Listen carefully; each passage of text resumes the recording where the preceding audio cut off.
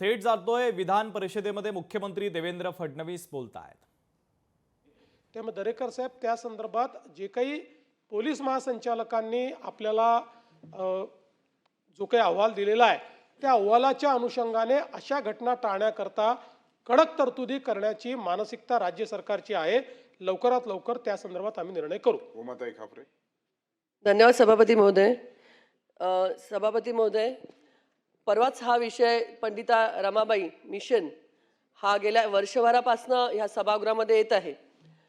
तर ज्या या संस्था आहेत त्या संस्थांच्या अंतर्गत त्या मुलींना जबरदस्ती ख्रिश्चन करणं, मारहाण करणं, त्यांना शौचालय धुवायला लावणं, अशा पद्धतीच्या ज्या संस्था आहेत, पंडिता रमाबाई मिशनचं या सभागृहात सांगण्यात आलं की 1 महिन्यामध्ये तुम्हाला अहवाल देऊन आपण त्यांचं जे हे आहे प्रामुख्याने मान्यता रद्द करू असं माननीय गृहमंत्र्यांनी सांगितलं।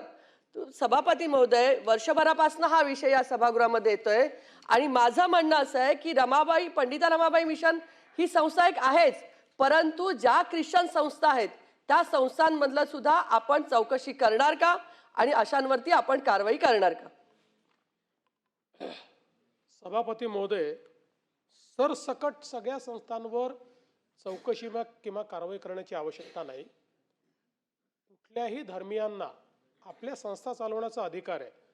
ते एक विशिष्ट धर्माचे आहेत म्हणून त्यांच्या संस्थांवर कारवाई करण्याचं कारण नाही। पण ज्या संस्थांबद्दल तक्रारी येत आहेत त्या संस्थांवर मात्र निश्चित कारवाई केली जाईल। आणि कारवाई करत असताना मी ताईंच्या लक्षात आणून देतो की आपल्याला तक्रार आल्यानंतर त्याची चौकशी करावी लागते।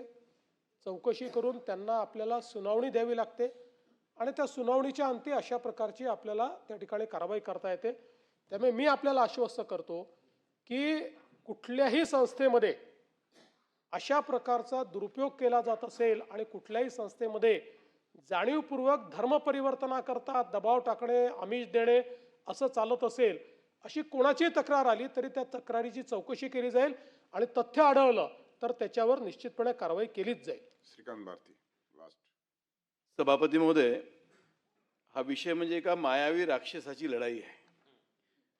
वर दिसतंय ते वेगळं आणि खाली असतं ते वेगळं। तुम्हाला बरेच वेळा असं वाटतं की चुकीचं प्रमाणपत्र देणं हा देणाऱ्यावर खरं पाहिलं तर कठोर कारवाई केली पाहिजे, त्याची रिस्पॉन्सिबिलिटी आहे। ती रिस्पॉन्सिबिलिटी स्पॉट केली पाहिजे। जर प्रमाणपत्र देतोय तर त्याचं एक काम आहे त्यांनी फिजिकली जाऊन बघितलं पाहिजे, ज्याचा उल्लेख अमितजींनी केला की त्याचा लग्न सोहळा, त्याचा जन्म सोहळा सगळा वेगळ्या धर्माचा आणि सर्टिफिकेट वेगळा।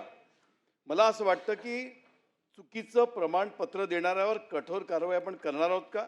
आणि दुसरा एक धाग याच्यातनं निर्माण होईल की खोटी माहिती मिळवलेल्या सर्व लाभार्थ्यांची वसुली। लोकशाही मराठी ऐका, पहा, जागरूक रहा।